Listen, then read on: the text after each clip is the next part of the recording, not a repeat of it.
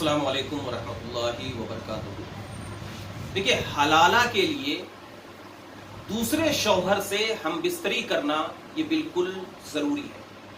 बगैर हम बिस्तरी के पहले शौहर से निकाह नहीं कर सकते। मतलब ये है कि अगर कोई शख्स अपनी बीवी को 3 तलाक दे दिया, अब उसकी बीवी जो है वो उसके ऊपर क्या है, हराम हो गई। अब वो दोबारा वो निकाह नहीं कर सकता उससे। 3 तलाक दिया है तो 3 तलाक देने के बाद अब उसकी बीवी जो है वो 3 हैज तक इद्दत गुजारेगी। 3 हैज तक क्या है, वो इद्दत गुजारेगी और इद्दत गुजारने के बाद वो किसी दूसरे शख्स से शादी करेगी। अब जब दूसरे शख्स से शादी करेगी तो वो दूसरा शख्स जो है उसके साथ एक रात गुजारेगा। अब एक रात गुजारने का मतलब सिर्फ गोसो किनार नहीं है, बल्कि उसके साथ हम बिस्तरी करना जरूरी है। अगर उसने बगैर हम बिस्तरी के तलाक दे देता है तो फिर पहले शौहर से निकाह करना उसके लिए जायज नहीं होगा। अब बाज लोगों का यह तसव्वुर है कि भाई हाँ, पहले शौहर से निकाह कर सकते हैं बगैर हलाला के।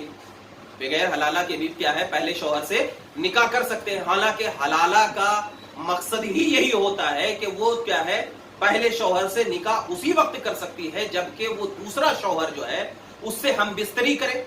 उससे क्या है, हम बिस्तरी करें और हम बिस्तरी करने के बाद उसका इंतकाल हो जाए।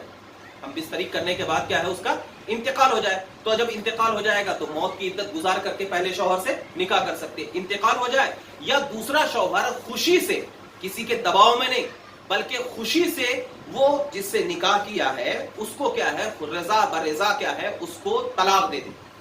उसको तलाक दे दे तो अब वो रजा बरेजा उसको जब तलाक दे देगा तो उसको तलाक देने के बाद क्या है, उस तलाक की इद्दत गुजारने के बाद फिर वो पहले शौहर से निकाह कर सकती है।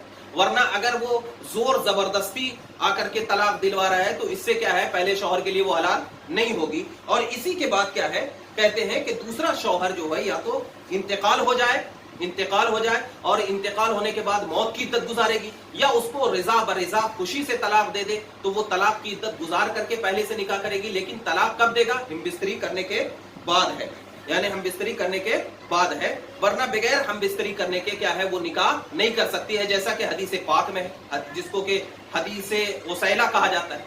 हदीस क्या है, उसैला कहा जाता है कि ये हदीस पाक जो है वो हमारे लिए बिल्कुल काबिल दलील है कि बगैर हम बिस्तरी के क्या है, उसका पहले शौहर से निकाह वो नहीं कर सकती है। एकदम ये बिल्कुल वाज़ेह तौर पर है। जैसे कि हदीस उसैला में मैं हदीस पाक जिक्र करता हूँ, अन आयशा रज़ियल्लाहु ताला अन्हा मरफूअन जात इमरातु रिफाअत अल-कर्ज़ी इला नबी सल्लल्लाहु अलैहि वसल्लम फ़क़ालत कुन्तु इंद रिफाअत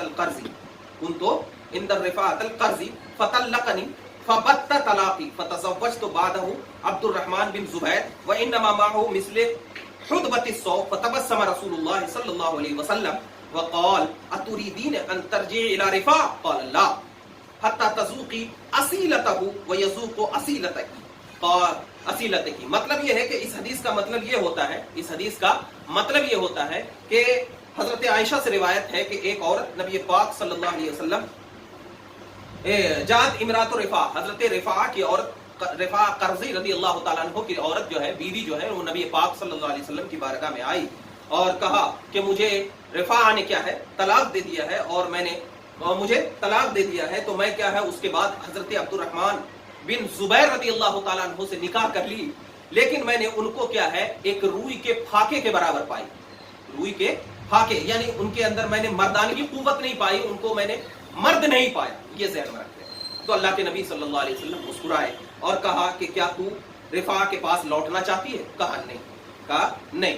कहा नहीं। तो नबी पाक सल्लल्लाहु अलैहि वसल्लम ने फरमाया कि रिफा के पास अगर लौटना है तो ये वही सूरत है कि हत्ता तज़ूक़ असीलतहु, यहां तक कि वो तुम्हारी मिठास को जब तक नहीं पालेगा और तुम उसकी मिठास को नहीं पालोगे, यानी दूसरे शौहर की मिठास को तुम नहीं पालेते या वो तुम्हारी मिठास को नहीं पालेगा, पहले शौहर से निकाह नहीं कर सकते। तो इस हदीस से ये बात साबित होती है कि हम बिस्तरी करना जो है हलाला में ये बिल्कुल जरूरी है। अब जो लोग गलत मसला बयान करके ये कह देते हैं कि सिर्फ निकाह हो गया, हम बिस्तरी की जरूरत नहीं है, तो ये दुरुस्त नहीं। यहां तक कि बगैर हम बिस्तरी के अगर वो तलाक भी दे दिया तो पहले शौहर से निकाह वो नहीं कर सकती। ये क्या है, हलाला के लिए दूसरे शौहर से हम बिस्तरी करना बिल्कुल जरूरी है।